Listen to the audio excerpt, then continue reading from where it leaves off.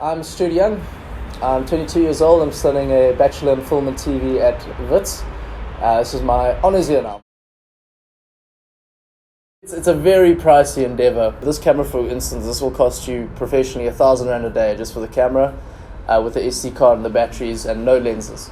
But that's why, especially if you're a student or you're starting out and you don't have any budget, you need to think of clever little ways. And the other day I didn't have a lens mount. We had a very big lens, and I didn't want to bend the lens on the camera, so I just got 2 chopsticks and and some gaffer tape, and just made a lens support for myself. So you can figure out a lot of things by yourself, and I think that a bit of tape won't fix, to be honest. You can get away with a lot of random stuff. We had this idea of this character's face coming out of a bowl of Fruit Loops, so we needed to film the Fruit Loops, and we needed to film this guy's face in some white substance, and milk's very expensive to try fill up a bathtub with, so instead we got adult formula, and I think we put 40 litres of adult formula in mixed with some bath water, and it replicated the same look. We did a climbing one, and that was interesting. So we were rigged up about 20 metres off the ground. I had 2 climbers, but they managed to tie us in to harnesses about in Trustpilot and Hartebeespoort, 20 metres off the ground, and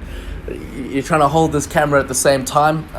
We sort of just had it it's a DSLR, we sort of just had it on a strap around our neck and try to keep it nice and steady, but at the same time you're trying to walk your way along this cliff face as well as capture the action. That was a lot of fun though. And we use a fish tank every now and then to get underwater stuff. It's very expensive to try rent a proper underwater gear or underwater rig, so if you just get a fish tank and sort of submerge it a little bit, so you can put the camera inside and you can just film underwater cinematography, which looks astounding.